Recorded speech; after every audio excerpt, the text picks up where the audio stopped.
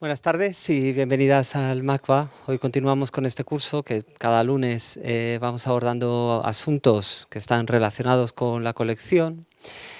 En el día de hoy nos parecía interesante traer a alguien como Elisabeth Lebovici para hablar del SIDA o el SIDA en relación a las prácticas artísticas, no solamente por la exposición que tenemos arriba o por la exposición que tuvimos también antes, ¿no? En la que estaba presente, que se acabó ayer, ¿no? En la que estaba Derek Jarman, o en la de arriba, que tenemos una vitrina relacionada con el SIDA, sino por un proyecto que inauguramos de aquí a la semana que viene, el día 14, que es el Anarchivo SIDA, y en el que de alguna manera se abordan algunos temas en los que llevamos investigando durante el último año con el equipo RE, y también con otros agentes en torno al museo. Así que la conferencia de hoy para nosotros, como todas las que hemos tenido hasta ahora, ¿no?, tiene una utilidad doble o variada, ¿no?, que no es solamente hablar o hacer una nota al pie de página, como digo siempre, de lo que pasa arriba, sino también profundizar en algunos temas de investigación que nos interesan de manera institucional y más amplia de la colección que tenemos arriba. Hoy tenemos aquí a Elisabeth Lebovici, que estamos muy contentos de tenerla aquí porque ella es crítica e historiadora del arte y que vive en París y que fue editora editora de cultura para el periódico Libération entre 1991 y 2006.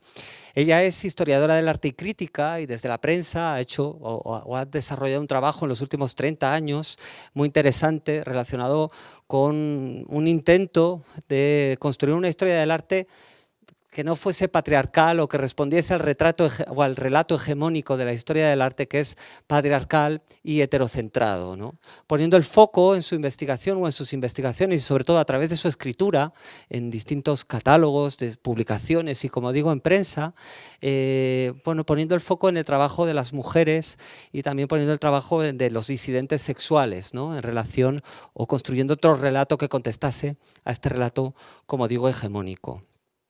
El motivo de tenerla hoy es, nos interesó mucho su último libro que acaba de publicar, no sé si es el año pasado o pero sí, ¿no?, en este mismo año, en 2018, que es Ce que le sida m'a fait, que es un libro en el que ella habla en primera persona, ¿no? El subtítulo es Ce que le sida m'a fait, una historia del arte y el activismo en el siglo XX, en el que ella toma el relato como lo que me ha hecho, ¿no?, construyendo un yo, ¿no?, pensando de nuevo, retrotrayendo a lo personal es político y pensando un yo desde el que construir un nosotros en relación al SIDA. Nos interesa mucho su posición porque ella comienza casi el libro diciendo que el SIDA no afecta, no es solamente una enfermedad, sino que inicia una temporalidad o inicia una nueva manera de vivir en el mundo, ¿no? Los que estamos o no estamos infectados con el VIH vivimos todos en los tiempos del SIDA, ¿no?, en los tiempos de la pandemia, que más que una pandemia es también una crisis de la representación o abre una crisis de la representación que necesita ser explorada o que necesita ser aproximada desde este punto de vista, ¿no?, o desde esta manera, ¿no?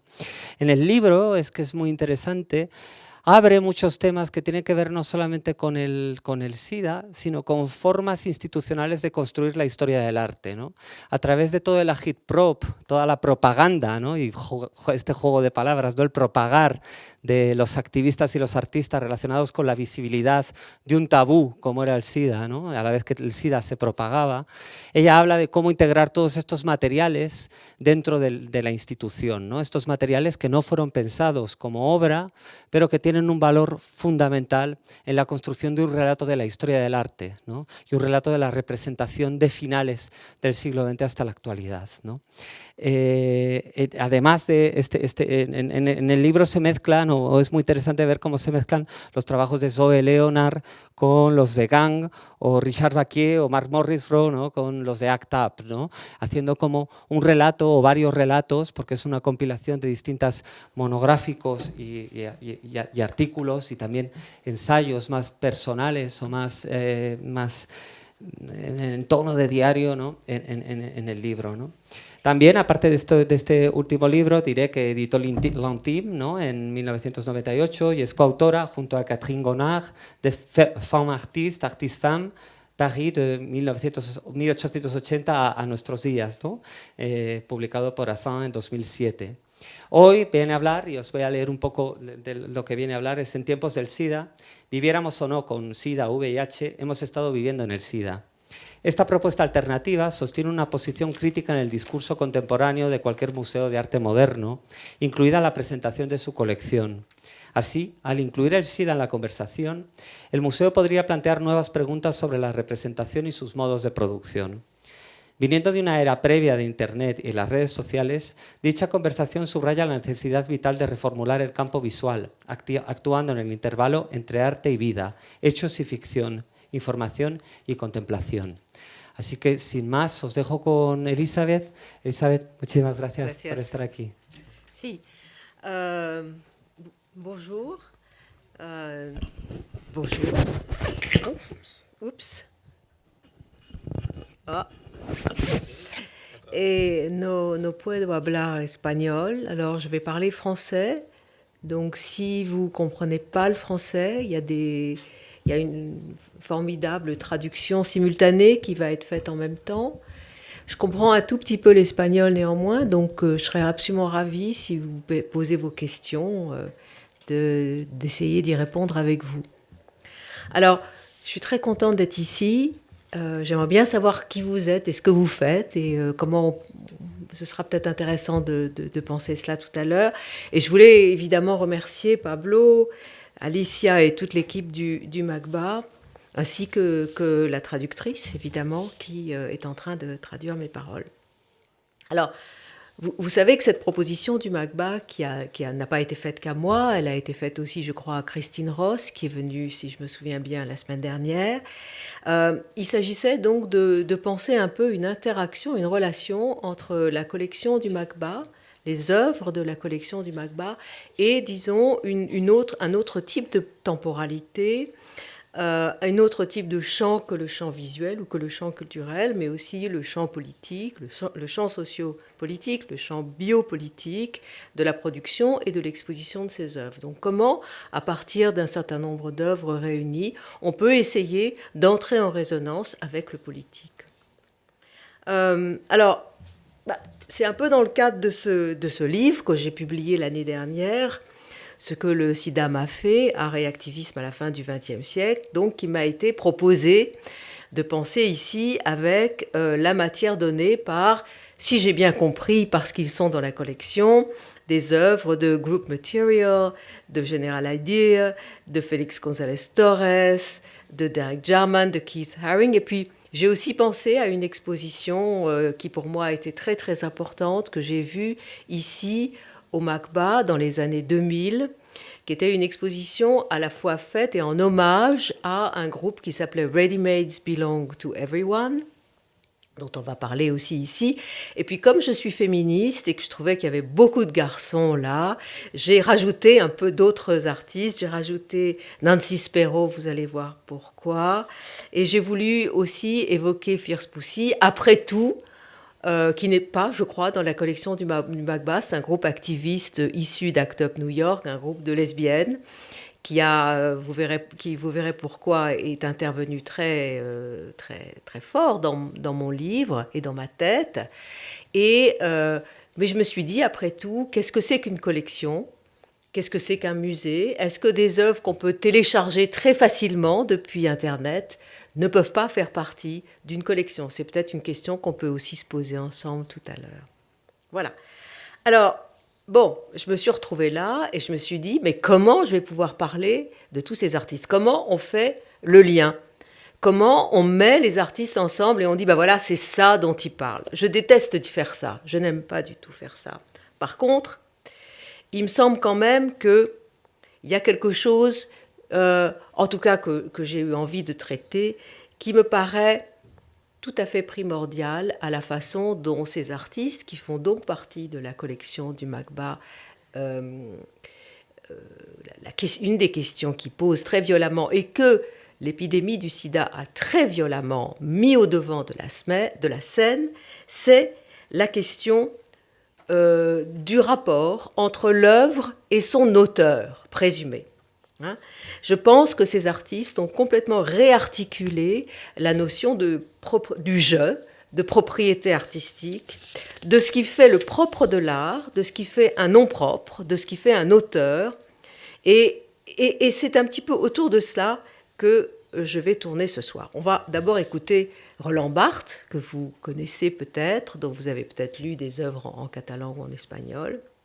Voilà, dans le plaisir du texte, en 1973, ce qu'il dit de l'auteur. Comme institution, l'auteur est mort. Sa personne civile, passionnelle, biographique a disparu. Dépossédée, elle n'exerce plus sur son œuvre sa formidable paternité.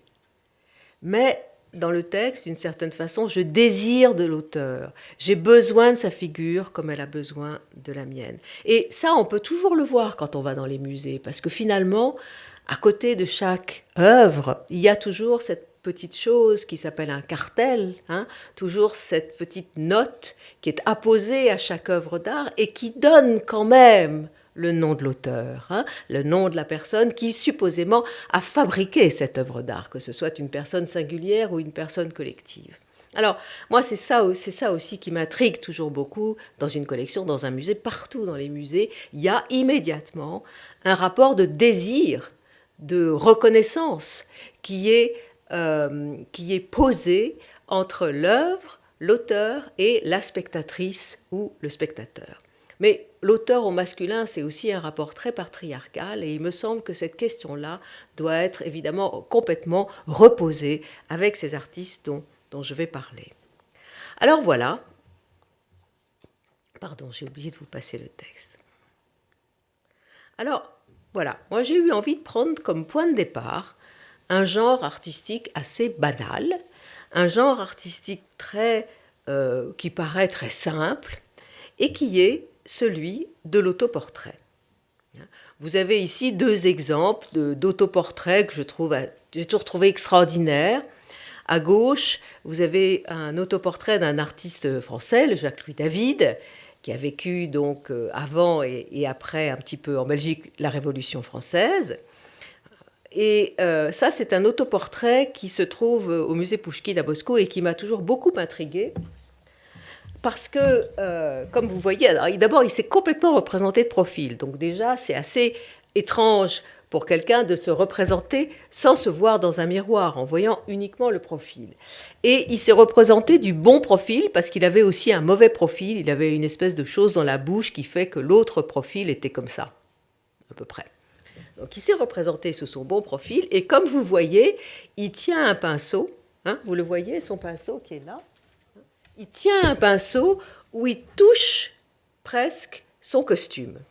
Donc il y a quelque chose dans la désignation d'un « je » qui se fabrique là. Je me peins et je me touche avec mon propre pinceau. Donc c'est assez extraordinaire parce que tout d'un coup c'est une configuration absolument passionnante de l'autoportrait. Voilà un « je » qui est en train de se peindre, qui est à la fois dans le tableau et presque hors du tableau, ou en tout cas à sa limite, puisqu'il est en train de désigner l'action que fait la peinture, le dépôt de peinture sur le tableau. C'est tout à fait extraordinaire. Alors, donc, il y a quelque chose de complètement auto-réflexif qui se manifeste dans cet autoportrait.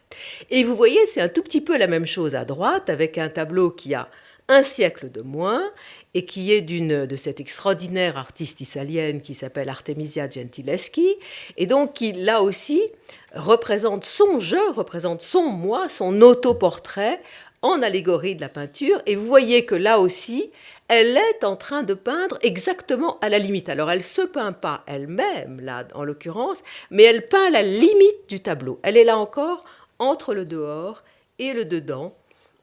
Et tout d'un coup, il y a quelque chose là de l'état limite qui est posé. Et on peut dire de ce fait que finalement, l'autoportrait, qui est donc quelqu'un qui se représente, quelqu'un qui se figure, donc une figuration du « je » en peinture, exprime donc quelque chose comme un paradoxe. C'est tout le paradoxe que charrie l'art moderne, ou plus précisément le modernisme, et même le modernisme tel que l'a défini Greenberg. Vous savez que le modernisme tel que l'a défini Clement Greenberg, qui a vraiment et qui a vraiment entaché de sa marque une grande partie de l'histoire de l'art du XXe siècle, c'était de dire que chaque forme d'art, chaque moyen d'expression, prenant appui sur le modèle de la peinture, vise à éliminer tout ce qui n'est pas la peinture dans son essence. Il y avait un mouvement de réduction comme ça, essentialiste, que le modernisme a posé. Alors, tout ce qui n'est pas la peinture réduit à son dedans, à ce qui forme son cœur, son essence, son dedans, son âme, etc. Mais vous voyez bien, avec mes deux modèles d'autoportrait, qu'il reste toujours quand même un dehors. Une personne à l'extérieur, un sujet que l'objet fabrique, et c'est ce qu'on appelle un auteur. Et je voulais montrer ici une fameuse série critique, puisqu'il faut toujours parler de la façon dont on parle de l'art, dont on pense l'art. C'est tout à fait extraordinaire de remarquer, et vous verrez combien les artistes dont je vais parler ont contesté cette question, cette espèce de redoublement entre l'auteur et son œuvre. C'est une série critique qui a été produite dans le journal Art News en 1951, dans les années 50 en tout cas, où on montrait les artistes en train de se peindre. Donc, comme vous vous souvenez de tout à l'heure, le portrait en train de se faire, là, on montrait les artistes en train de peindre. Et donc, il y avait une relation complètement transitive. Pollock paints a picture. Pollock peint une peinture. Donc, il y avait une relation transitive entre l'auteur et son travail, et l'objet qu'il produisait. C'est cela, à mon avis, que la crise du sida va complètement repenser. Alors, on va essayer de voir pourquoi. Voilà. Alors, une vision beaucoup moins patriarcale, par exemple celle de Marcel Duchamp, qui m'a beaucoup servi pour penser justement le jeu dans la crise du sida. C'est un tableau de Marcel Duchamp tout à fait étonnant qui s'appelle Tume. Alors, pour ceux et celles qui parlent bien français, c'est un drôle de titre, puisque c'est toi qui et on ne sait pas ce que tu me fais. C'est un bon. Alors, évidemment, on peut dire tu m'aimes, on peut aussi dire tu m'emmerdes, tu m'embêtes, tu me fais chier, tu me tues, tu me fais du bien. Donc vous voyez comme le je, là, tout d'un coup, la question du je, elle est posée un petit peu à l'envers, elle est posée par ce tume, et l'action est un peu différée. C'est un petit peu ça dont on va parler. Alors, c'est dans cette configuration, je montre ici, vous connaissez mieux que moi le mural de Keith Haring, c'est dans cette configuration du jeu de l'auteur, une configuration donc patriarcale, masculine, où je, Pollock, paints a picture, où il y a cette relation transitive qui est posée, une configuration patriarcale, masculine, romantique et très libérale, que l'épidémie du sida va jeter un sacré trouble. Et ça jette un double sacré trouble, puisque l'épidémie du sida, elle survient dans un champ culturel, dans un champ littéraire, dans un champ artistique, où des grandes figures de la théorie littéraire, de la théorie philosophique, comme Roland Barthes et comme Michel Foucault, ont décrété la mort de l'auteur. La mort de l'auteur, c'est un article de Roland Barthes de 1968, et Michel Foucault qui va poser la question « Qu'est-ce qu'un auteur ?» en 1969 à la Société française de philosophie. Donc il y a l'idée que cet auteur patriarcal, romantique, libéral, patriarcal, etc., est en train de mourir à une époque. Il est en train de mourir théoriquement à une époque où l'épidémie du sida survient et où les auteurs vont mourir physiquement. Qu'est-ce que c'est que la mort de l'auteur à l'ère où on a décrété la mort de l'auteur? Qu'est-ce que ça fait? Qu'est-ce que ça produit? Vous me suivez là? Ça va? Pour l'instant, c'est que des questions. Alors, on va faire une petite excursion, un petit retour en arrière, ou un petit retour en avant, j'en sais rien. on va se retrouver avec un petit groupe d'hommes, une première génération d'activistes dans la lutte contre le sida, qui ont complètement transformé le jeu de la pensée de la victimisation en une affirmation politique. Ces hommes ont fait, on pourrait dire, de l'activisme du je, de l'activisme du nous. Et voilà. Et ici, on est en 1983, on est à Denver, à une conférence qui a eu lieu, donc très très vite après que les cas de sida aient commencé à être répertoriés en 1981 aux États-Unis. C'est une histoire, on pourrait dire canonique aujourd'hui, vous la connaissez peut-être. En 1981, le Center for Disease Control aux États-Unis, le centre de recherche sur les maladies, commence à écrire qu'il y a un certain nombre de maladies attribuées au sida, qui sont la pneumocystose, qui sont le sarcome de Kaposi, etc., qui sont en train de tuer des hommes blancs, gays, pour la plupart, à la fois à New York et San Francisco. Alors, je vous fais remarquer d'abord au passage que c'est une histoire qui aujourd'hui est dite comme fausse. Vous savez probablement comme moi que cette histoire qui est devenue une histoire complètement canonique, donc un certain nombre de journalistes dans des revues gays à New York et San Francisco ont fait état effectivement d'un certain nombre de leurs amis, de 20, 40, 60, qui meurent très subitement dans des souffrances affreuses, et notamment de ce qu'on a appelé très vite le cancer gay, le sarcome de Kaposi.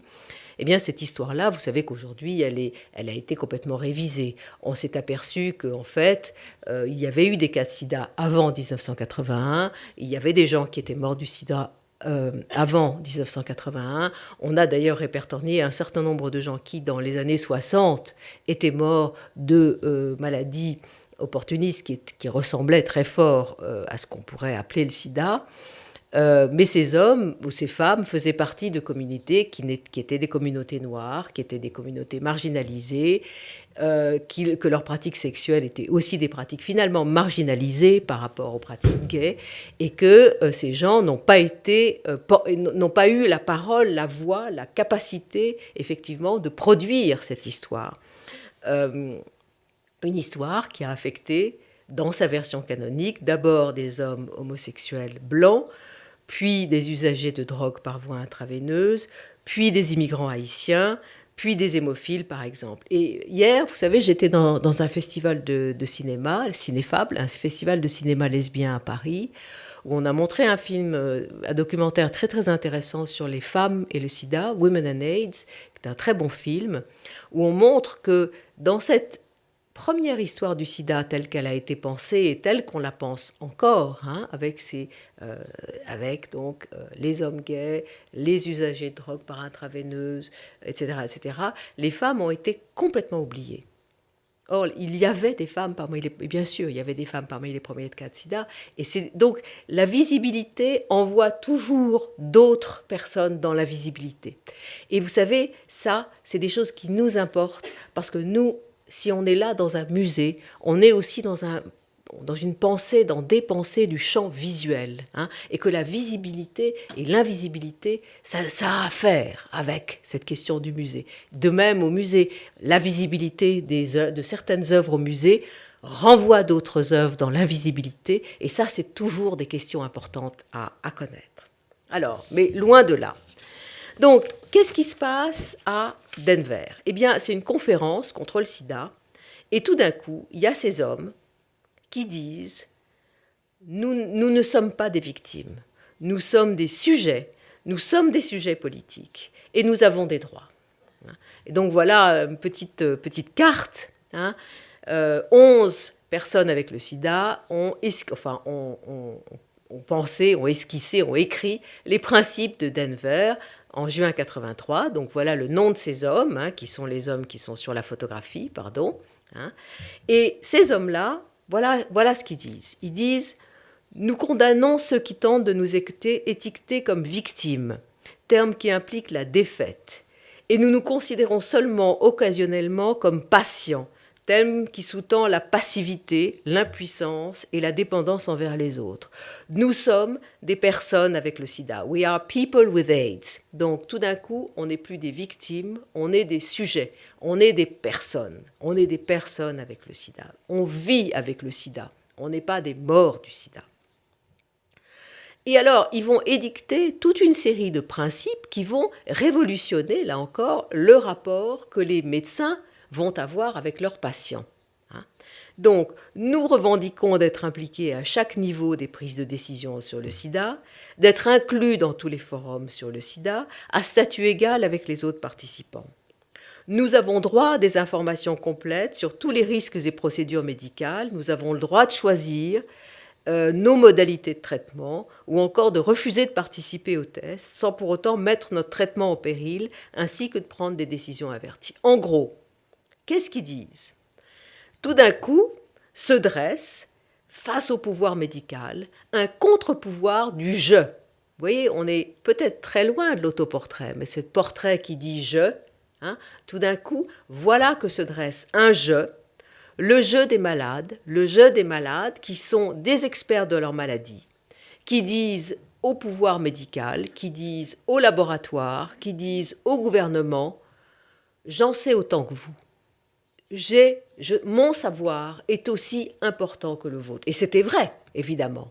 Dans les années 80, c'était absolument vrai. Aujourd'hui encore, c'est vrai. C'est ça qui a complètement... En tout cas, j'en ai vu, moi, les répercussions en France. C'est ça qui a complètement obligé les pouvoirs publics en France à repenser la question, par exemple, du consentement des malades. Tout d'un coup, les malades n'étaient plus des gens à qui on faisait des traitements, mais les malades étaient des gens à qui on donnait l'information sur ce qu'ils pouvaient choisir ou pas. Alors ça a duré un peu de temps en France, il y a eu une loi qui a été édictée dans les années 90 et qui malheureusement a été complètement oubliée aujourd'hui, où de nouveau, vous savez, les patients, les malades sont effectivement de nouveau des cobayes, au mieux et au pire, des gens à qui on donne des traitements sans les informer qu'ils ont le droit de dire non, qu'ils ont le droit de choisir, qu'ils ont le droit de réfléchir à leur traitement. Alors, voyez, tout d'un coup, ce jeu qu'on voyait tout à l'heure dans l'autoportrait, c'est devenu un jeu qui sait. C'est ça pour moi ce que le sida a fait. Essayer de repenser cette question du savoir qu'on a de soi-même et de celui qu'on peut opposer au pouvoir et à la gouvernementalité. Un jeu vulnérable, non héroïque, qui est ce jeu activiste, un jeu qui se partage, quel que soit son statut sérologique. Vous savez, je me souviens très bien, moi, quand j'étais à ACT UP, j'ai fait partie d'ACT UP Paris pendant quelques années, et quand j'étais arrêtée par la police, parce que bon, on était dans la rue et on faisait une manifestation, je hurlais « Je suis malade, vous touchez à une malade, j'ai le sida, vous touchez à une personne séropositive, etc. » Donc, tout d'un coup, j'adoptais ce jeu politique, moi aussi, comme tous les militants, comme tous les activistes d'ACT UP. C'était un jeu qui allait contre la terreur, qui a envahi un certain nombre de pays touchés par le VIH-Sida au début de cette épidémie. C'est un jeu aussi qui va contre cette terreur-là, qui est de trouver des coupables, de serrer des victimes, d'isoler un certain nombre de gens et d'avoir peur de ces gens. Parce que ce que le sida a fait, à mon avis, comme d'ailleurs toute épidémie, mais le sida en particulier, c'était de transformer des pratiques en personnes. Ça, c'est une chose, je pense, que Michel Foucault a très bien compris et très bien dite. C'est-à-dire de dire que des pratiques sexuelles, des usages de drogue, des usages du sexe rétribué, par exemple, les pratiques sexuelles, c'est devenu les homosexuels. Un certain type d'usage de drogue, c'est devenu les drogués.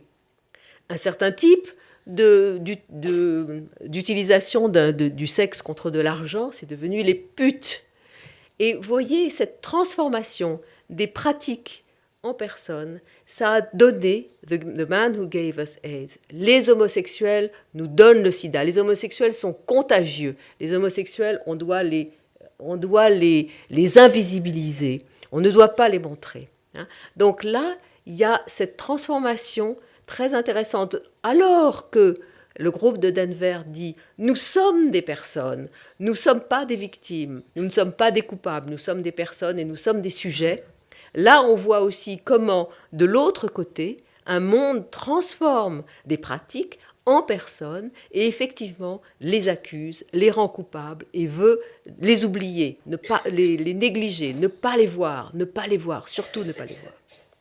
Il y a eu une panique absolument totale qui a été extrêmement tangible. Alors, cette politisation du jeu qu'on retrouve dans l'autoportrait, part aussi d'une inversion du discours. Il est important de dire non que le sida est une maladie homosexuelle, c'est pas du tout ça. Il faut inverser le propos et reconnaître que l'orientation sexuelle est associée à l'épidémie, à l'activisme contre le sida. Comme le dit l'activiste et poète Greg Bordovitz, l'épidémie du sida a engendré une communauté de gens qui ne peuvent pas ne pas se reconnaître comme une communauté et agir en tant que telle. Il faut aussi se reconnaître comme des corps. Alors pourquoi je vous montre ça? Parce que je crois que vous avez la collection complète ici au MACBA des files de General Idea, qui est donc ce couple à trois canadiens, qui a fait beaucoup de choses, on va voir tout à l'heure, mais qui a aussi produit une série de magazines, tous plus extraordinaires les uns que les autres, qui est donc l'inversion de Life en file. C'est intéressant, on parlait de documentation tout à l'heure. File, ça veut dire c'est comme la documentation qu'on range. Et le dernier numéro de File, c'est évidemment une de ces inscriptions qu'on voit partout. Vous savez, ces inscriptions de personnes qui disent j'ai perdu mon travail, j'essaye de survivre, merci, etc. C'est la final issue, c'est quand même intéressant, c'est la dernière, l'issue finale que le groupe ait produite. Mais c'est aussi, à mon avis, une façon, et c'est peut-être là aussi que mon intervention essaye de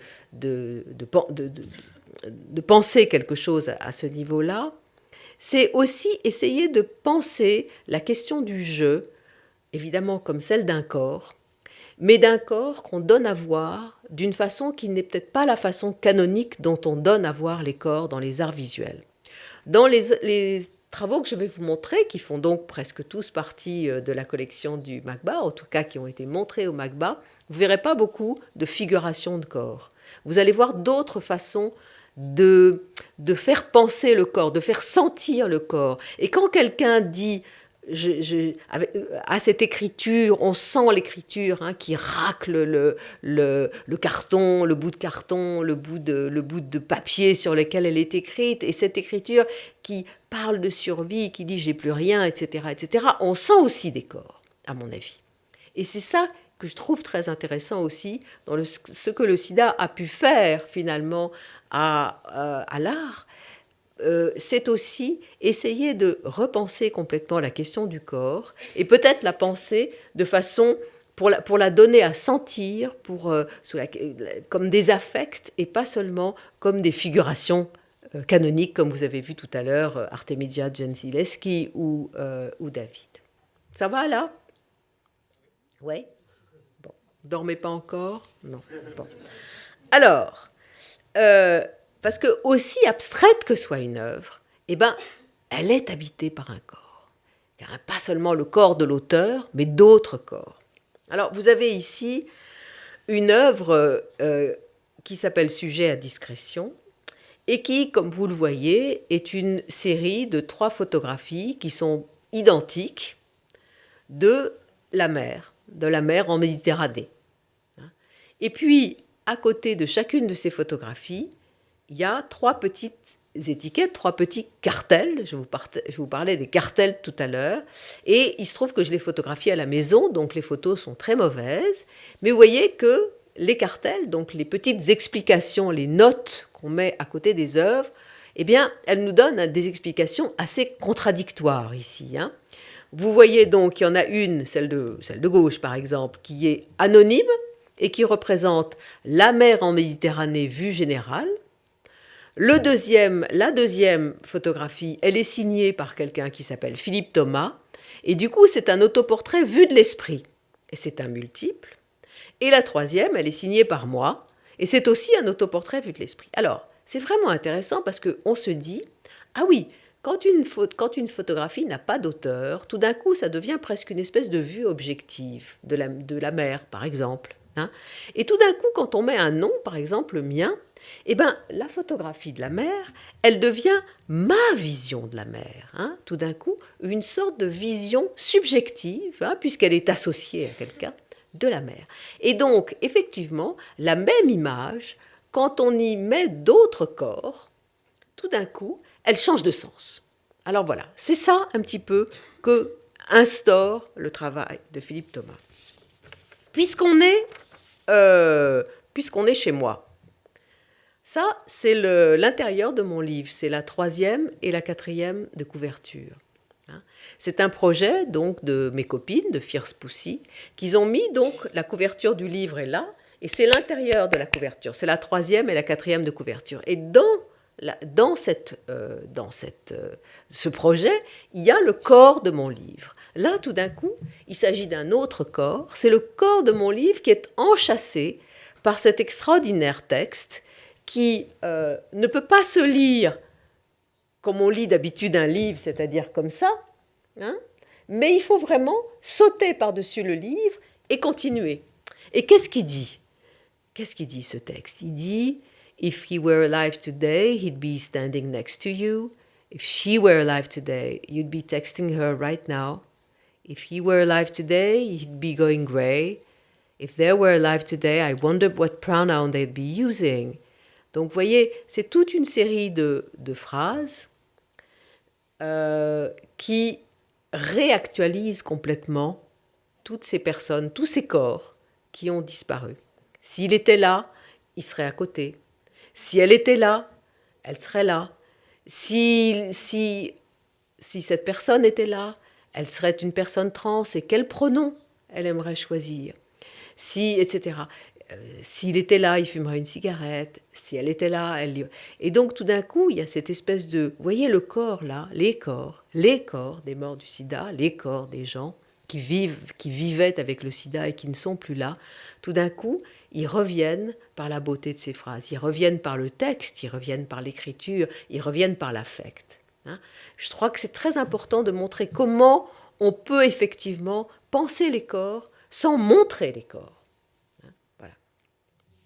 Alors, autre méthode, autre manière d'insérer des choses, des corps à l'intérieur d'autres corps, ça fait partie de la collection du MACBA, si je me souviens bien, et c'est un supplément du New York Times, de ce journal fort célèbre, le New York Times, du 22 mai 1988. C'est un travail d'un groupe qu'on va revoir tout à l'heure, Group Material, qui a donc inséré dans le corps du journal, il a inséré un certain nombre de propositions artistiques. J'ai choisi celle ici de Félix González et Nancy Spero, et on va y revenir tout à l'heure. Alors, corps, là encore un corps. Ça, c'est ma documentation aussi. C'est des petites cartes postales que nous envoyons à ACT UP quand un de nos amis mourait. Donc, on envoyait au président de la République, on envoyait au Premier ministre, et on envoyait des cartons pré-écrits, vous savez, comme des cartes postales où le texte est déjà là. Et on disait « J'ai la douleur et la colère de vous faire part du décès de Patrick Bracco à l'âge de 26 ans des suites d'un sida. » Et donc, là encore, façon de convoquer des corps, façon de convoquer des morts, là, une façon très politique de le faire, puisqu'on envoie ces corps directement au siège du Premier ministre ou du Président de la République. encore des corps, dont j'essaye de parler là encore dans mon livre. Vous voyez, toutes ces formules-là, c'est une théoricienne de l'art et une femme extraordinaire qui s'appelle Catherine Lord, qui a fait tout un travail, je me demande si elle ne l'a pas présenté ici d'ailleurs, une fois au MACBA. Elle a fait tout un travail, vous savez, sur à l'intérieur des livres, les dédicaces qu'il y a dans les livres. Et donc elle a pris un certain nombre de livres de femmes, pour le plus souvent. Et donc, elle a choisi, vous savez, toutes ces dédicaces. Je ne sais pas si vous voyez ça tout le temps. Hein. Je dédie mon livre à mes parents, je dédie mon livre à mes amis. Et voilà. Là aussi, faire surgir des corps à l'intérieur du corps du livre. Faire surgir des corps, c'est peut-être ça aussi. C'est peut-être justement faire comme Marcel Duchamp, renvoyer la question à vous. Hein. Je suis une butch androgyne, femme, tomboy, girlfriend, sapphic, deviant and proud. Et toi là-dedans, où est-ce que tu es? Qui tu es? Est-ce que tu peux quel corps tu fais revivre quand tu regardes ces lignes? Hein? Quand tu vois ces photos d'enfants, qu'est-ce que tu penses? Hein? Who's the dyke in this picture? Alors je passe. Vous voyez, tout ça, ça fait une sorte de configuration, là encore, pour penser le jeu, pour penser les corps, à l'intérieur d'un certain nombre de pratiques qui sont des pratiques à la fois ou bien activistes, ou bien artistiques, ou bien les deux à la fois. Mais j'avais envie, là encore, de penser à un certain nombre de cas de figure où toutes ces questions, là encore, de qu'est-ce que c'est qu'une œuvre et qu'est-ce que c'est qu'un auteur, qu'est-ce que c'est qu'une auteure, sont questionnées. Alors, là, vous avez peut-être une des œuvres les plus extraordinaires qui a été produite au premier temps de la crise du sida, ce fameux groupe matériel dont je parlais tout à l'heure, qui a produit une chronologie du sida, AIDS Timeline, dans plusieurs institutions artistiques. Alors, qu'est-ce que c'est que ce AIDS Timeline, hein? C'est une chose que, tout d'un coup, de vouloir essayer de revenir sur l'histoire du sida. Donc, on peut dire 8, 9 ans, 10 ans après cette première émergence blanche, homosexuelle dont je vous parlais tout à l'heure, l'idée d'essayer de penser une chronologie. Comment est-ce qu'on peut penser une chronologie? C'est pas possible. Ou alors, il faut le faire autrement. C'est ça que montre Group Material. Alors, le AIDS Timeline, exposé pour la première fois au Berkeley Art Museum à l'Université de Californie, rassemble donc des images, des textes, des objets qui proviennent de la culture populaire, des photographies, des tableaux, des choses, des productions activistes, mais aussi des pages de médias, des décisions gouvernementales ou des indécisions gouvernementales pour s'associer dans cette espèce de chronologie qui prend tout, hein, qui dit il n'y a pas, pour faire une chronologie du sida, on ne peut pas raconter qu'une seule chose, il faut en raconter beaucoup, il faut essayer de repenser complètement cette relation avec le temps, avec la temporalité de l'épidémie.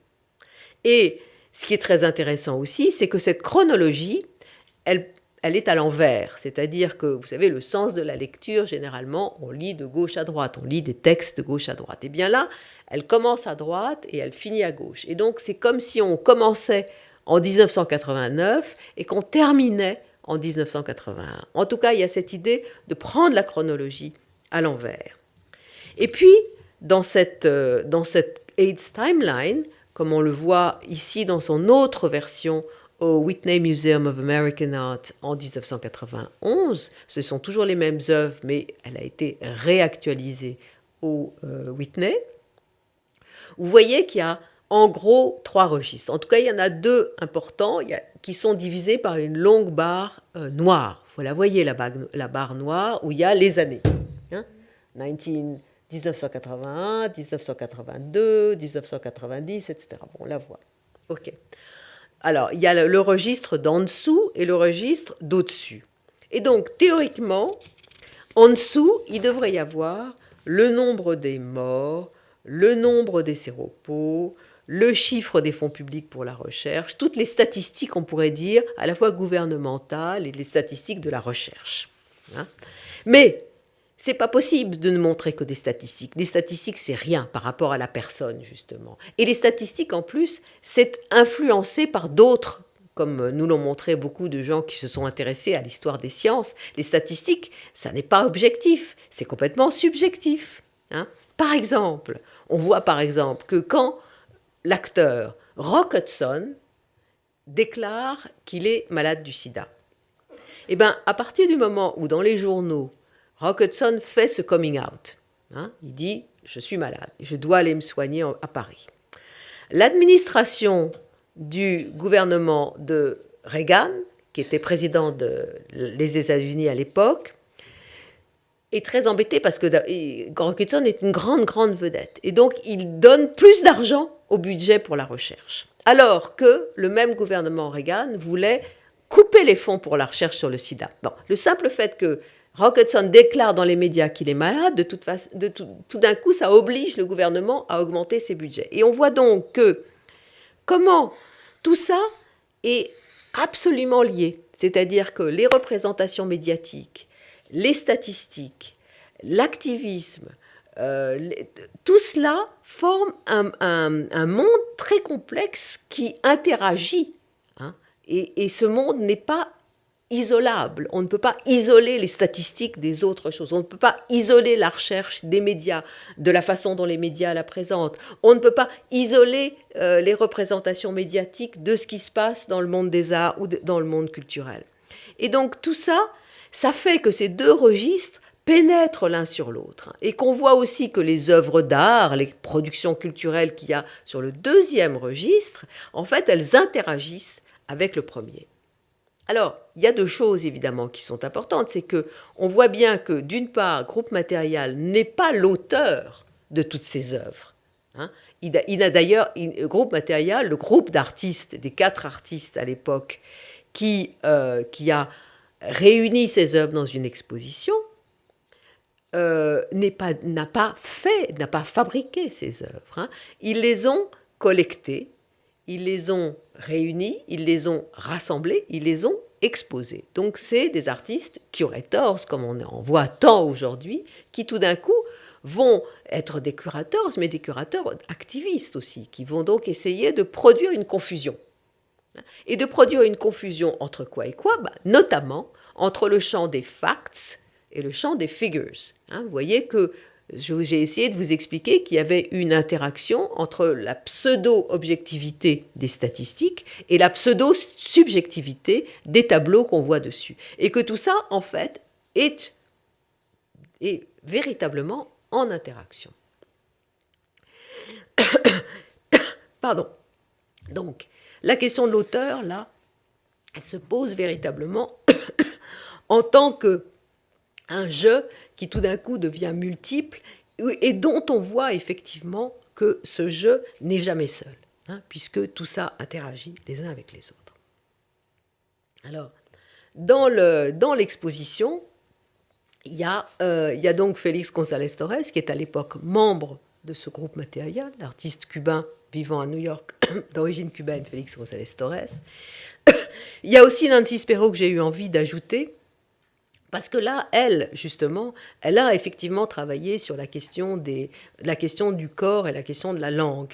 Et vous avez ici, vous savez, au MACBA, des œuvres de Nancy Spero qui sont tout à fait extraordinaires et qui ont consisté pour Nancy Spero à, là encore, ne jamais être l'auteur des formes qu'elle propose, mais plutôt à les montrer de façon, on pourrait dire, différée. Les œuvres de Nancy Spero sont absolument extraordinaires et elles sont faites d'abord en de nombreuses phases, c'est-à-dire que ça n'est jamais une action directe sur la toile. Les figures que vous voyez ne sont jamais le résultat d'une action directe comme Pollock qu'on voyait tout à l'heure sur la toile, mais c'est toujours des figures qui sont peintes et puis après qui sont découpées, puis après qui sont recollées sur la toile. Hein. Donc il y a quelque chose de l'ordre de cette diffraction, hein, de la fabrication. Et puis Nancy Spero, dans les années 70, elle a, après avoir traversé la guerre du Vietnam, Paris, la guerre du Vietnam, et puis les débuts du mouvement féministe américain, elle a décidé de s'inspirer du poète français Antonin Artaud, et en fait d'utiliser la langue d'Artaud pour s'exprimer. Donc là encore, qui est l'auteur de ces phrases? Là encore, il y a cette question d'une sorte d'auteur collectif des œuvres de Nancy Spero qui se manifeste.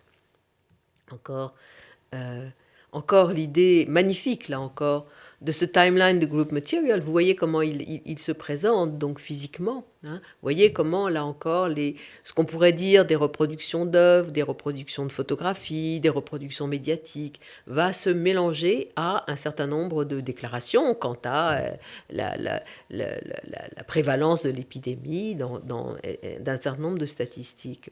Et là, vous avez une version de ce timeline qui, chose là encore très belle, a été présentée dans 10 magazines américains. 1er décembre 1990, il y a 10 magazines d'art américains qui ont décidé chacun de prendre 2 années, enfin une double page. Et donc en fait, là encore, on parle de corps. Le corps de l'exposition était découpé, démembré dans 10 magazines. Et donc, on ne pouvait réunir le corps de l'exposition que vous avez vu tout à l'heure qu'en mettant bout à bout, on pourrait dire, les 10 doubles pages des 10 magazines qui avaient accepté de travailler dans la lutte contre le sida avec Group Material. Alors, vous vous souvenez tout à l'heure des 3 photos de la mer, dont je vous parlais avec mon nom. Voilà un artiste qui s'appelle Philippe Thomas, qui a donc une exposition, a reçu donc ici une exposition, Ready-Mades Belong to Everyone. Il était mort déjà depuis 6-7 ans, je crois, quand cette exposition a eu lieu à Barcelone, au MACBA. Et le projet de cet artiste, Philippe Thomas, c'était donc Histoire de l'art, cherche personnage, n'attendez pas demain pour rentrer dans l'histoire. C'était une sorte d'affiche qu'il avait créée quand il avait créé son agence, Ready-Mades Belong to Everyone. Son agence consistait à quoi? Ça consistait à dire à des collectionneuses, à des collectionneurs, à des gens, au lieu d'investir dans mon travail, vous allez investir dans le vôtre. C'est-à-dire qu'en fait, quand vous allez acheter une œuvre, vous allez la signer. Vous allez en devenir l'auteur. Et quand vous en deviendrez l'auteur, vous allez être répertorié dans les musées, dans les catalogues, dans les livres, dans toutes les traces visuelles de l'exposition, ou écrites de l'exposition. C'est vous qui en serez l'auteur. Donc c'est une sorte de double responsabilité qui est donnée à la personne, des gens qui vont investir dans ce qui leur est proposé, mais qui vont aussi en devenir des signataires. Et donc, tout à l'heure, on cherchait, par exemple, dans le catalogue, une traduction en espagnol d'un des titres dont je voulais parler, qu'a produit cette agence, et on n'arrivait pas c'était très difficile de trouver le titre, parce que le titre, il est toujours accompagné d'un nom d'auteur, puisque quand Philippe Thomas produit une œuvre, elle est signée par quelqu'un qui n'est pas lui. Alors, en fait, c'est une histoire qui ressemble beaucoup à celle qu'a produite l'écrivain portugais Pessoa. Pessoa a donc produit ce qu'il a appelé des hétéronymes, qui sont donc des auteurs de livres qui ont leur vie, qui produisent ces livres, qui écrivent ces livres, qui sont des auteurs fictifs mais dotés de cette personnalité d'auteur, qui vont écrire des livres et qui vont parfois même se rencontrer. Donc tout d'un coup, les auteurs continuent un travail, poursuivent un travail, et c'est un petit peu cela que Philippe Thomas a voulu importer dans le champ de l'art. Mais ce qui est vraiment intéressant, à mon avis, voilà encore des pièces qui sont signées par d'autres que Philippe Thomas, donc ça s'appelle Alain Clairet, Sujet à discrétion, et puis un travail qu'on va voir ici, qui s'appelle Jedermann, Parcelle à céder. Alors, vous voyez le nom de l'auteur avec une date, etc., que j'ai oublié, mais le nom de l'auteur est associé à l'œuvre. Et donc, ce qui est assez intéressant à voir, là encore, on reparle de corps. À l'heure où le sida donne corps à la mort des auteurs, elle leur donne un corps à cette histoire, le nom de Philippe Thomas va complètement disparaître, puisqu'en fait, il n'y aura pas une œuvre qui sera signée de Philippe Thomas, mais de chacun des auteurs qui va constituer les auteurs, les signataires de chacune des œuvres. Alors, c'est affreux. Moi, je me souviens très bien de cette anecdote. J'étais amie avec Philippe et un jour, on va à Zurich voir l'exposition d'une amie et il y a un galeriste qui dit j'ai trouvé que le travail de Marc Blondeau, Parcelle à céder, était absolument magnifique, j'ai envie de le montrer. Et Philippe était là et c'était son travail, hein. Mais tout d'un coup, comme il avait donné le nom de ce travail à quelqu'un qu'il avait acheté, il était dépossédé, hein, de cette authorship, de cette propriété sur les œuvres. Mais moi, je dis autre chose. Je dis que finalement, et on revient à l'autoportrait, c'est aussi une façon de dire qu'un nom va se disséminer dans une espèce d'énorme famille de gens qui vont se retrouver rapprochés par le fait qu'ils ont effectivement signé ces œuvres, que nous sommes tous signataires de ces œuvres. Et donc c'est une famille non biologique, non hétérosexuelle et à mon avis non patriarcale, dont les membres endossent finalement chacun un petit morceau de ce qu'on pourrait appeler peut-être aussi un matrimoine et pas un patrimoine que Philippe Thomas leur a légué. Une des choses les plus importantes dans ma vie de critique d'art, vous savez, ça a été de comprendre le testament de Rosa Bonheur. Rosa Bonheur était une peintre lesbienne du 19e siècle qui peignait très grand et qui a eu un énorme succès dans les années, entre les années 1850 et 1878-79. Rosa Bonheur, vous avez déjà entendu parler de Rosa Bonheur ? Rosa Bonheur était une peintre extraordinaire. Mais il y a une chose dans son travail qui m'a beaucoup frappée toujours, c'est en fait que cette femme a été une des premières, en tout cas en France, à faire un testament et à dire voilà, je suis artiste, j'ai toujours gagné ma vie avec mon art, c'est moi qui ai gagné ma vie, je ne suis pas une héritière, je suis une artiste, et je ne veux pas que ma famille hérite, je ne veux pas que ma famille biologique hérite. Je veux que ce soit ma compagne, Anna Klumke, qui reçoive mon héritage, c'est-à-dire mon atelier, mes œuvres, les droits sur mes œuvres, les droits de continuer à travailler avec ces œuvres, évidemment mon château, mes possessions, mon argent, etc. C'est-à-dire qu'elle a dit, la famille bio, on peut aussi la contourner pour faire de la personne avec qui on vit le dépositaire ou la dépositaire de sa vie, le corps de sa vie.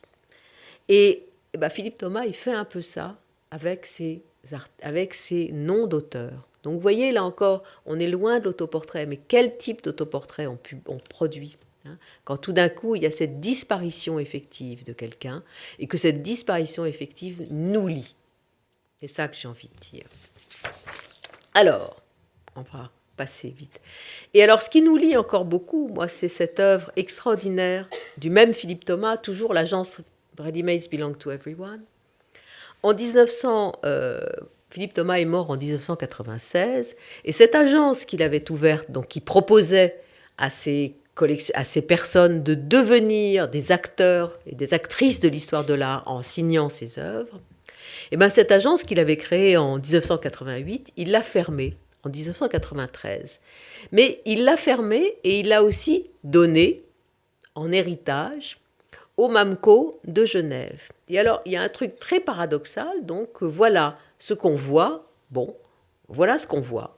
Au MAMCO de Genève, on voit une agence qui a été fermée, mais dont les restes encore là. Donc c'est une agence très paradoxale qui est à la fois ouverte et fermée. Elle est ouverte puisque on peut la voir dans les salles d'exposition. Elle est montrée à peu près dans cet état-là. Donc, qu'est-ce qu'il y a ? On voit des œuvres assez multiples d'ailleurs, hein.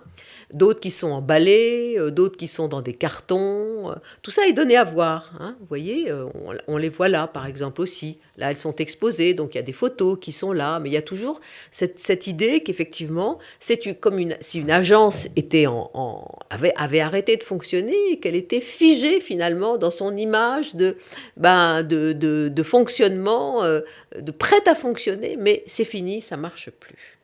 Alors, moi, je trouve ça absolument magnifique et ça me fait chialer à chaque fois, pleurer à chaque fois que je la vois, parce que cette espèce d'espace de stockage et de présentation, c'est assez extraordinaire parce que c'est tout à la fois. Hein. C'est à la fois une pièce, c'est aussi une rétrospective, hein, puisqu'il y a tout ce qui reste, une réserve, c'est un événement, c'est un singulier, c'est un pluriel, c'est un index et c'est aussi une image de l'agence. Les ready-made appartiennent à tout le monde.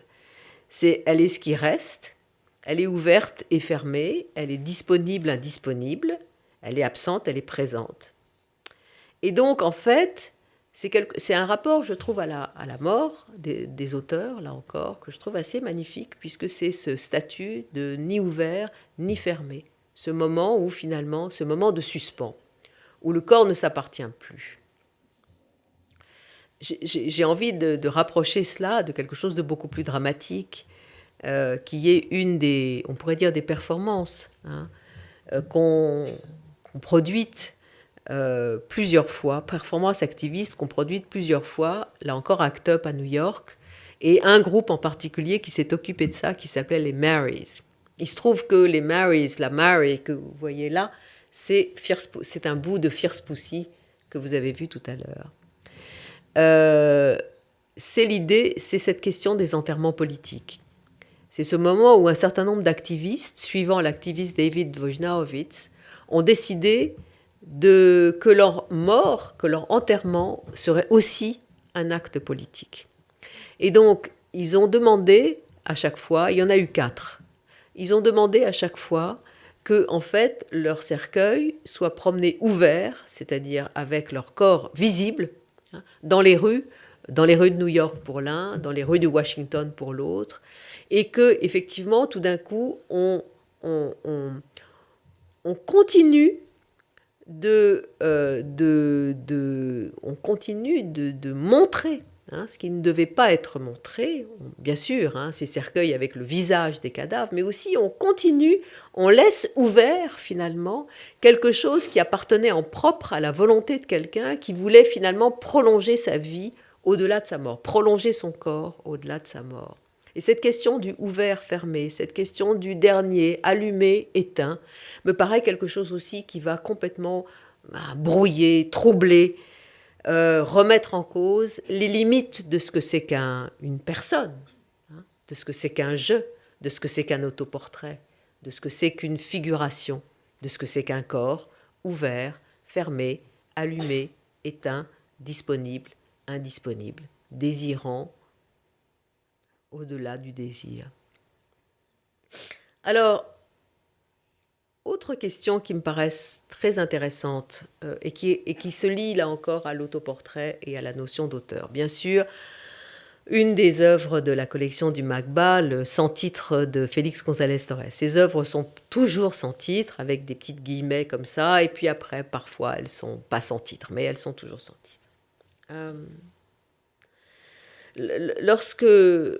Donc, ces piles de papier avec quelque chose dessus, bien sûr, qui sont empilées sur le sol, qui forment comme un socle, mais qui n'en ont pas, qui ne sont ni au mur, ni au sol, mais qui sont sur le sol, sans socle.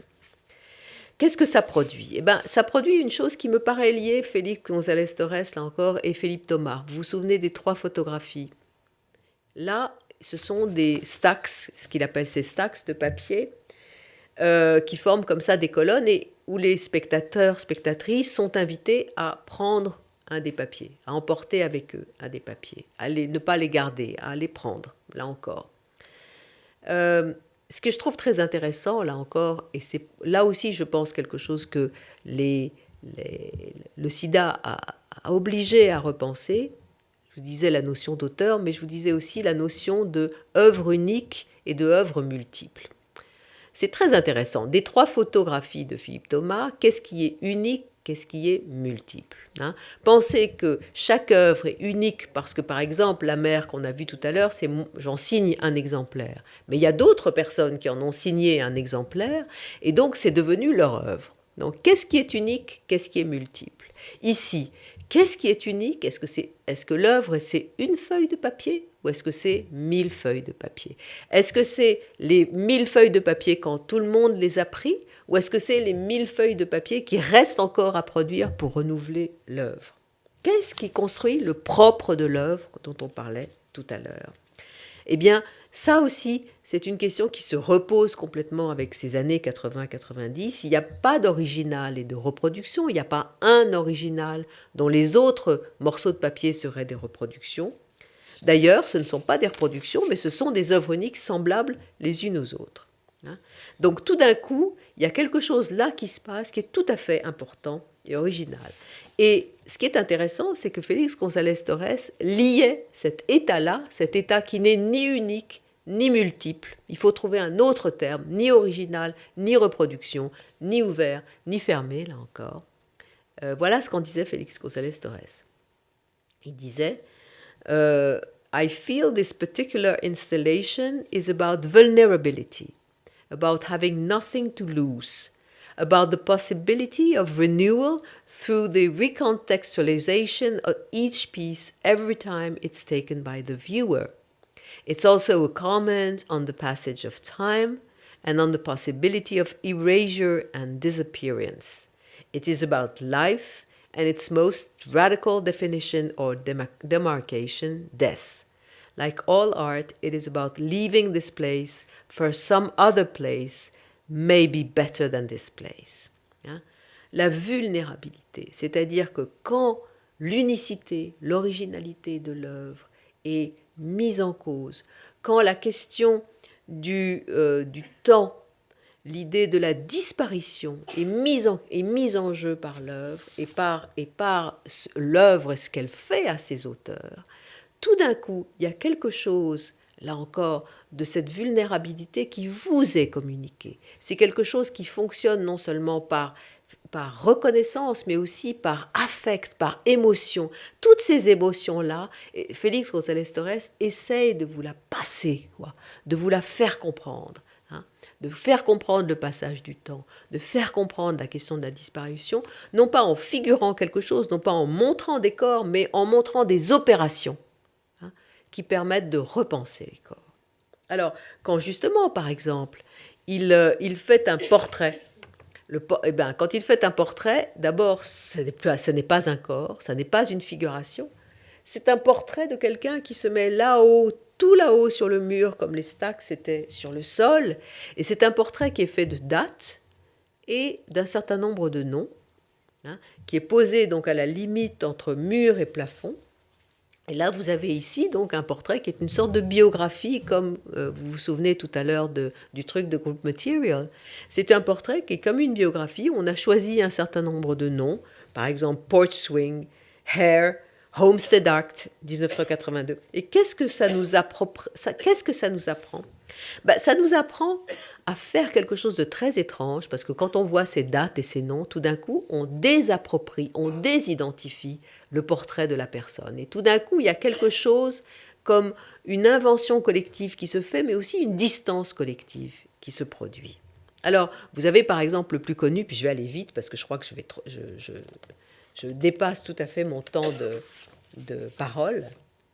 C'est un des portraits, on pourrait dire, les plus célèbres qu'ait fait Félix González Torres. C'est un billboard, un grand panneau d'affichage qu'il a placé donc dans le milieu du West Village à New York, pas très loin du Stonewall Inn. Vous savez, le Stonewall Inn, c'est là où ont eu lieu ces révoltes très importante. En 1969, on en fête aujourd'hui le cinquantenaire, l'année prochaine. Les révoltes de Stonewall, c'est ce moment où un petit nombre de trans, de traves, de personnes marginales que la police avait une fois de plus la police avait une fois de plus été cherchée donc dans ce bar qui s'appelait le Stonewall Inn, ont décidé ça suffit, on n'est plus des victimes, on est des sujets. Et ils se sont révoltés, il y a eu 3 jours de révolte, et c'est un peu les débuts du mouvement LGBT. Et donc, quand il a à faire finalement le portrait du Stonewall Inn, eh bien, Félix González Torres va donc commencer, ce qui est quand même intéressant, par la Convention de Denver, par le People with AIDS Coalition, dont je vous ai parlé tout à l'heure. Donc, elle a été faite en 1983, mais ça a été publié en 1985. Police Harassment, il s'agit du Stonewall. Oscar Wilde, 1895, bien sûr, c'est Oscar Wilde qui choisit de faire un procès à son beau-père, entre guillemets, et qui finit en prison. Supreme Court, la décision de la Cour suprême, très importante, qui avait donc décidé qu'il n'était pas illégal de condamner la sodomie. Enfin, on peut en parler après, c'est un acte très important qu'a fait la Cour suprême. Et vous savez que là, avec Trump, ça risque de recommencer pour d'autres questions. C'est-à-dire que la Cour suprême, en 1986, a décidé qu'il n'était pas illégal que la Cour du Colorado, par exemple, ait décidé que la sodomie était illégale. Donc la Cour suprême a dit la Cour du Colorado peut le faire, l'État du Colorado peut le faire. Et ça a donné lieu aux manifestations les plus importantes aux États-Unis, de toutes ces activistes qui disaient « What do we want ? Que voulons-nous ? La sodomie, quand la voulons-nous ? Now !» Et c'est ça qui a donné lieu, effectivement, quelques mois plus tard, aux mouvements activistes politiques qui ont été, par exemple, ACT UP. Alors, bon, on va peut-être terminer ici. Je vais peut-être... j'avais aussi ça à vous raconter. Dans la collection du musée, si je me souviens bien, il y a aussi ce trouble canadien dont je vous parlais tout à l'heure, General Idea, qui est donc ce trouble canadien qui va à New York en 1986-87. Et à ce moment-là, donc, le groupe est fait de 3 personnes, 3 auteurs qui travaillent ensemble, et 2 sont diagnostiqués séropositifs. Ils vont mourir en 1994. Mais entre 1987 et 1994, ce groupe canadien ne va se consacrer que au sida. Et qu'est-ce que ça veut dire, se consacrer au sida ? Ça veut dire écrire le mot AIDS partout, tout le temps. Alors, vous voyez à gauche ce projet un petit peu plus tardif qui s'appelle Image Virus, qui consiste donc à adapter un très célèbre tableau du peintre Robert Indiana, qui vient de mourir, qui avait utilisé donc les 4 lettres du mot love pour exactement cette configuration-là, mot love en rouge sur un fond bleu et vert. Ça, c'était le tableau du peintre Indiana. Et en fait, General Idea a remplacé les lettres de love, L-O-V-E, par les 4 lettres du mot AIDS, A-I-D-S. Et il a décidé de viraliser ces lettres. Il en a mis partout. Vous voyez ici le papier peint, par exemple, dans un musée, dans une installation, avec les tableaux en plus. Et donc, tout d'un coup, le mot est complètement viralisé. Alors, dans mon livre, je raconte cette histoire parce que je la trouve très importante. L'idée de changer d'avis. À l'époque, quand cette histoire a lieu, les militants de la lutte contre le sida, les activistes d'ACT UP New York, sont furieux. Parce qu'ils disent, comment peut-on associer au mot love le mot AIDS ? C'est pas possible. Comme s'il y avait une cause au sida qui était love. Comme si l'amour allait produire l'effet du sida. C'est pas possible. Ça n'est pas ça. Le sida, ça n'est pas une conséquence de l'amour. C'est une conséquence d'un certain nombre d'opérations, mais ça n'est pas une conséquence de l'amour. En France, on a eu un même dilemme qui a donné beaucoup de rage militante avec un écrivain qui s'appelait Hervé Guibert, qui, lui, a produit énormément de livres où il montrait le lien entre homosexualité et sida.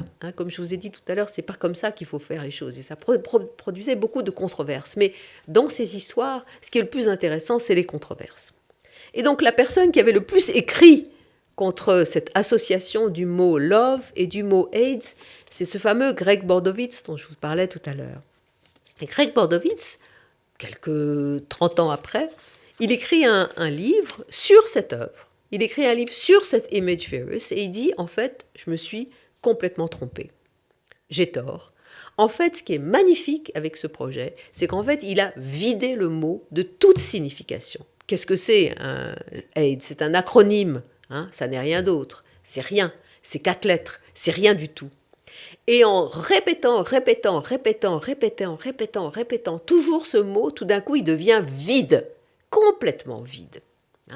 Et donc, l'idée qu'on vide un mot de toute réalité, c'est aussi une chose que Greg Bordovitz revoit 30 ans après en disant c'est génial, c'est formidable, c'est ça la poésie. Et tout d'un coup, le projet de General Idea va donc apparaître comme une espèce, comme ce rien qui fait complètement partie d'une généalogie poétique moderniste, ce même modernisme dont je vous parlais tout à l'heure, qui consistait effectivement à vider la poésie, la peinture, de toute signification pour se concentrer sur les éléments essentiels, sur le mot, sur le langage essentiel. Et donc, ce qui est très intéressant, c'est que tout d'un coup, là encore, on va revenir à l'autoportrait, on va revenir à la généalogie moderniste et on va voir comment, effectivement, on peut voir aussi dans les œuvres modernistes quelque chose qui va contribuer à ce que le sida nous fait aussi, c'est-à-dire à nous faire penser à nouveau, non pas un art politique, parce que ça, c'est pas très intéressant, mais un art poétique. Et peut-être ça aussi, c'est quelque chose qu'il va falloir que vous regardiez dans les collections du MACBA, comment l'activisme a aussi obligé à repenser, là encore, la fonction poétique de l'art. Voilà, je vais m'arrêter ici parce que je trouve que j'ai trop parlé et ça suffit.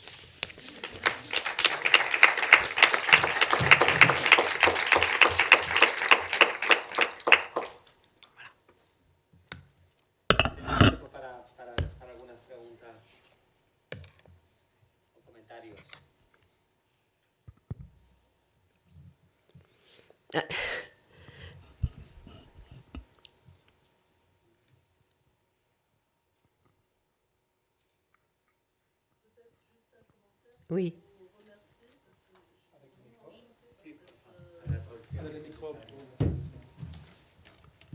Par votre lecture de cette période et de tous ces actes politiques et artistiques, et vraiment, ça m'emmène très, très, très loin, en fait.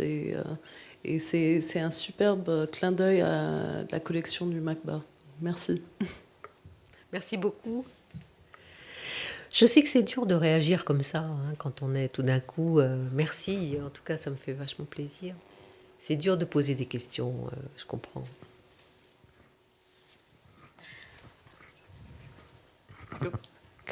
Casi es una pregunta casi personal, ¿no? ¿Por qué ahora escribir un libro sobre el SIDA? Si, ¿por qué? Alors, tu sais, vous savez, mon livre, j'ai mis 10 ans quand même à l'écrire, parce que je crois que 30 ans après, 40 ans après, je me suis aperçue qu'il y avait toute une génération de gens qui ne savaient pas. Je ne sais pas ici comment ça s'est passé, comment ça se passe à Barcelone, mais jusqu'à il y a 2-3 ans, on ne parle plus du sida d'ailleurs. Le sida, ça n'existe plus. Or, ça existe, bien sûr. C'est une pandémie, elle existe encore, et l'activisme est toujours aussi important. Mais je me suis aperçue qu'en fait, avec une génération 30 ans, en fait, on avait complètement oublié. Alors, en France, il y a eu une actualité assez étrange qui m'a beaucoup aidée, évidemment, qui a été que mon livre a été publié exactement en même temps qu'est sorti ce film de Robin Campillo, qui est sorti en Espagne, 120 minutes, 120 battements par minute. Vous l'avez vu peut-être, qui retrace ce moment dans la vie d'Act Up, qui retrace une sorte de assez long moment de la vie d'Act Up Paris. Ça a été fait de l'intérieur par quelqu'un qui a été militant Act Up Paris et réalisateur de cinéma. Et tous les deux, on a fait beaucoup de choses ensemble avec des étudiants, des étudiantes, des jeunes gens, des gens dans les écoles, dans les lycées. Et on s'est aperçu que tout le monde il y a eu un défaut de transmission total. Pour deux raisons. D'abord, parce qu'il y a beaucoup de gens qui sont morts. Et donc, cette transmission, elle ne s'est pas faite. Et la deuxième chose aussi, c'est que, effectivement, cette invisibilisation dont nous nous plaignions tant à l'époque, etc., elle est revenue, mais d'une autre façon. On ne parle plus jamais du sida. Alors que, si vous regardez les archives, par exemple, je suis allée beaucoup aux archives, pas seulement les archives gays et lesbiennes, mais les archives de la télévision, par exemple. On parlait tous les jours du sida, quand même, tous les jours. Mal, mais on en parlait. Donc, il y a effectivement, il y a eu effectivement un oubli total. Et moi, j'ai voulu raconter justement, non pas l'histoire du sida, je ne suis pas du tout capable, non pas l'histoire de l'art, de certains artistes qui auraient été plus sensibles, etc. Mais j'ai voulu dire, voilà, ça nous a tous touchés. Ça a été un moment qui nous a tous affectés. Et c'est très important de penser l'art comme de penser le champ visuel comme affecté en permanence quand même par des événements qui nous affectent tous, que nous parlions ou pas du sida, que nous ayons ou pas le sida, c'est pas le problème. Mais que ça a été des moments c'est important. Mais c'est aussi une très belle, je trouve, une très importante façon de remettre l'art au centre des choses. Pourquoi j'ai voulu aussi parler de l'art ? Parce qu'il y a un truc qui m'a beaucoup frappé. Bon, comme tu l'as dit tout à l'heure, ce que fait le sida, c'est aussi de briser de poser en tout cas des questions de représentation dans les années 80. C'est-à-dire qu'il n'y a pas de représentation du sida, comme on l'a dit beaucoup dans les années 80. Il n'y a de figuration, de représentation dans les journaux que ces gens atteints, très mal, avec des visages défigurés, qui sont en train de mourir. Au Benetton, il y avait une publicité Benetton, on voyait un type comme ça, etc. Donc voilà les seules images qu'on donne. Donc tout d'un coup, il y a une bande d'activistes qui sont aussi parfois des artistes qui disent « c'est pas possible, il faut qu'on repense complètement ça ». C'est ce que j'ai essayé de raconter ce soir, mais il y a beaucoup d'autres façons de faire ça. Mais pourquoi ils le font ? Mais parce qu'à l'époque, il n'y a pas Internet, il n'y a pas les réseaux sociaux. Comment on informe les gens ? On informe par des affiches, on informe par des flyers, on informe par de la documentation, on informe par des trucs qu'on met sur les murs. Tout simplement parce que le gouvernement, parce que les agences gouvernementales ne le font pas, parce que les médias ne le font pas. Et donc on est obligé de se servir de ces moyens visuels pour aussi informer, pour dire des choses, pour dire directement des choses aux gens. Il n'y a pas Internet. Donc, voilà. Et donc, pour moi, c'était très important de montrer comment, là, c'est pas l'art, mais en tout cas la culture visuelle, elle est là aussi, à ce moment-là, pour faire ce que les autres ne font pas, c'est-à-dire aussi pour donner l'information, pour dire les choses, pour montrer les choses sans les montrer, etc., etc. Voilà. Donc voilà, c'est pour ça aussi que j'ai voulu absolument faire ce livre. C'était aussi parce que j'en avais marre du cynisme, quoi. C'était un truc pas du tout cynique. C'était de dire voilà, ça existait, c'était ça, et voilà ce à quoi ce que nos moyens nous donnaient de faire, nous proposaient de faire. Voilà. Oui.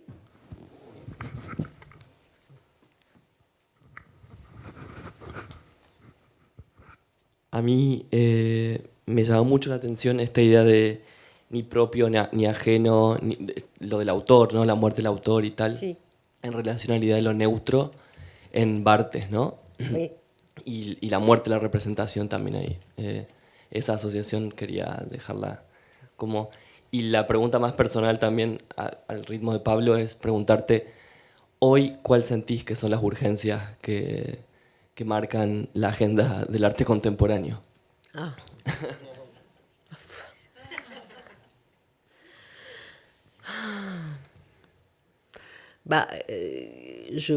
Les urgences. Il me semble que les questions... Ça continue. La question des minorités, la question. Moi, je pense, si tu veux, qu'il faut continuer. Enfin, c'est très important de ne pas fermer cette histoire. Je veux absolument pas la fermer, mais de la prolonger en s'interrogeant justement sur, toujours en essayant de remettre en cause cette idée que quand on rend quelque chose visible, comme je l'ai fait aussi moi, tu vois, tu chasses des gens et des choses dans la visibilité. Donc ça doit sans arrêt se refaire. Ça, c'est une urgence, on pourrait dire, infinie, tu vois. C'est-à-dire qu'à partir du moment où tu montres quelque chose, tu caches d'autres choses. C'est ce qui s'appelle le placard, hein. C'est-à-dire, à partir du moment où tu sors quelque chose du placard, tu mets autre chose dans un placard. Bon. Donc, il y a plein d'autres choses. Là, il y a... Voilà, c'est ça l'urgence, si tu veux. C'est de retravailler, c'est de recommencer, c'est de remontrer, c'est de refaire, parce que je sais qu'il faut pas, mais il faut sans arrêt changer ce placard. Mais bien sûr, comme tout le monde, je crois que moi je m'intéresse beaucoup aux questions très importantes de notre planète, hein, et de cette planète. Il y a effectivement un certain nombre modes de représentation qu'il faut repenser, hein, en particulier la géologie, la géographie. Et là, on a peut-être aussi des choses à dire dans la question de la visibilité et de l'invisibilité. Bon, voilà. Je sais pas, en ce moment, par exemple, si tu veux, je suis complètement fascinée. Je fais un séminaire avec 2 autres personnes à Paris. Et une des 2 personnes s'appelle Natacha Petressine-Bachelez. Et elle, j'adore la façon dont elle fait des expos parce que là, elle est en train d'essayer de penser des expositions, des biennales, en pensant à la trace carbone, tu vois, en se disant comment est-ce qu'on peut continuer à faire des expositions qui racontent des choses en disant que la planète va très mal, que l'environnement va très mal, que le réchauffement climatique c'est une horreur, etc., en invitant des artistes du monde entier qui vont prendre l'avion, hein. Enfin, je veux dire, il y a quelque chose là d'une contradiction qui me semble que le monde de l'art devrait aussi prendre en compte. C'est plus possible, quoi. Il y a des biennales tous les jours où on invite des gens qui viennent du monde entier pour dire « ça va mal ». Voilà, ça c'est une question urgente pour moi.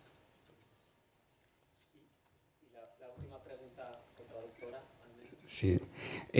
Agradecerte que has publicado un libro sobre esa invisibilidad de los años 80 y que estés hablando ahora de esa invisibilidad, porque a mí me parece que hay una gran violencia interiorizada por los gays, por las lesbianas, en ese momento, en los 80, y que también ahora de otra forma. Y que también hay muchos fenómenos que se están dando ahora en salud pública, en todo el mundo, en las grandes ciudades, que tiene que ver con los gays y con las lesbianas y que también tienen ese mismo tipo de invisibilización, ¿no? Ah oui. Bah, tu as raison, c'est terrible. Je me bats beaucoup pour... c'est vrai. Les plus invisibles, hein, dans cette histoire, c'est pour ça que j'ai voulu en parler, les interroger beaucoup, c'était les lesbiennes, qui non seulement ont été invisibilisées de la lutte contre le sida, alors qu'elles ont fait la moitié du travail, c'est-à-dire que c'est elles qui ont fait toutes les actions publiques, mais qui en plus ont été invisibilisées dans la recherche sur le sida, puisque comme on le sait, les lesbiennes n'ont pas de rapport sexuel et ne prennent pas de drogue par voie intraveineuse, et donc elles n'étaient pas susceptibles d'être séropositives. C'est vrai, hein, ce que je te dis, les gens ont raconté cela, c'est horrible. Bon. Aujourd'hui, nous, dans mon pays, en France, nous sommes totalement invisibles, c'est-à-dire qu'en ce moment est en train de se décider si nous pouvons avoir des enfants par procréation médicalement assistée. Nous, enfin pas moi, hein, j'ai un peu passé l'âge, mais nous pouvons avoir des enfants par la procréation médicalement assistée. On n'interroge aucune femme. C'est que des hommes qui nous expliquent que oui, non, on ne devrait pas. Non, finalement, c'est pas légal. Non, ça devrait pas se faire. Voilà. Donc cette invisibilité, elle est de plus en plus présente. L'invisibilité des femmes qui essayent de se dresser contre le harcèlement dont elles sont victimes, ou des hommes d'ailleurs, je pense que c'est une question terriblement actuelle. Oui. J'espère que j'ai compris sa question.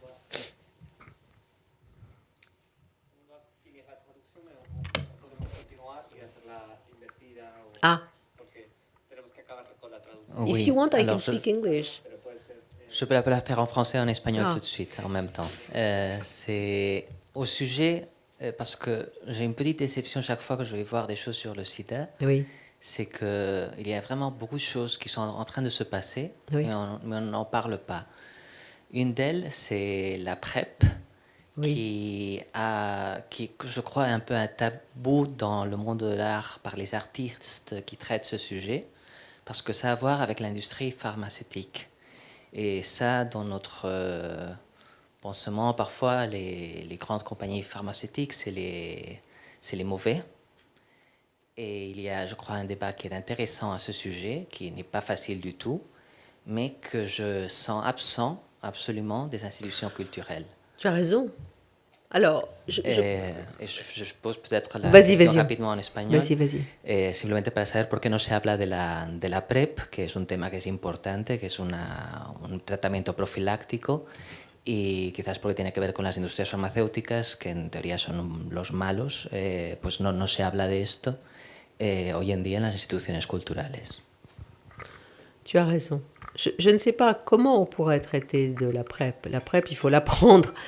Je pense que c'est effectivement les conditions dans lesquelles l'épidémie du sida est aujourd'hui pensée en tout cas dans ce monde occidental, parce qu'il n'y a pas beaucoup de pays qui ont accès à la PrEP comme nos pays occidentaux, blancs, etc. Mais quand même, c'est une extraordinaire, c'est une chose absolument extraordinaire. Sauf qu'effectivement, il faut être très sérieux avec la PrEP. Il faut vraiment faire attention. Il faut la prendre tous les jours. Mais l'idée que finalement la PrEP et le traitement sont maintenant la meilleure prévention contre le sida, c'est quand même quelque chose d'absolument inouï, et ça devrait être pensé, célébré, en tout cas intégré dans le champ culturel. Je suis tout à fait d'accord avec toi. Alors moi, j'ai pas du tout d'idée quant à la solution, les choses visuelles qu'on pourrait en dire, tu vois. Je pense qu'il y avait une nécessité visuelle à une époque parce qu'il n'y avait pas tous les moyens qu'il y a aujourd'hui d'informer, de communiquer, qui ne passent peut-être pas toujours par la photocopieuse, l'affiche, le flyer, etc., mais passent peut-être par Twitter ou autre, et Facebook, je ne sais pas. Hein. Mais effectivement, on ne parle pas beaucoup de la PrEP. Or, elle se pratique. Et or, c'est une histoire très importante. Vraiment, aujourd'hui, la capote n'est pas la prévention, n'est pas le meilleur moyen de prévention contre le sida, c'est la PrEP et c'est le traitement. C'est génial, quoi. C'est assez formidable. Mais il faut vraiment être très, très, très sérieux et prendre tous les jours. Mais j'ai pas d'idée quant à, tu vois, enfin, oui, pourquoi pas solliciter des gens pour qu'effectivement ils fassent quelque chose. Peut-être avec un archive au sida, je ne sais pas.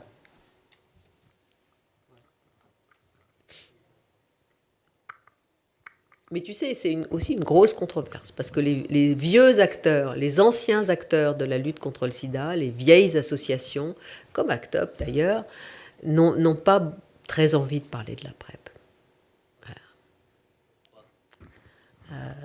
Parce que les laboratoires pharmaceutiques ne sont pas la seule, je pense, la seule. C'est une bonne question, parce que tout d'un coup, il y a quelque chose qui est possible, qui est rendu possible. Et voilà. Et je pense que les associations de lutte contre le sida n'aiment pas beaucoup, ne sont pas très. Oui, j'espère aussi que dans ce que je vous ai raconté, parce que c'est une bonne introduction, il faut aussi contester les associations. Hein. Moi, on parle d'ACT UP comme si c'était la merveille des merveilles, mais vous savez, ce que le film 120 battements par minute a bien montré, c'est que c'est un échec, ACT UP. À chaque fois qu'ils ont fait des choses, ça n'a pas marché. Hein. Bon. Et donc, il faut aussi montrer le côté controverse, quoi. Voilà, c'est important. Et là, il y a une controverse qui n'est pas du tout montrée.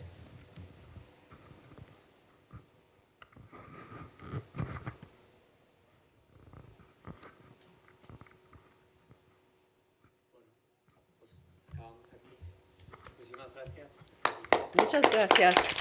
Merci beaucoup.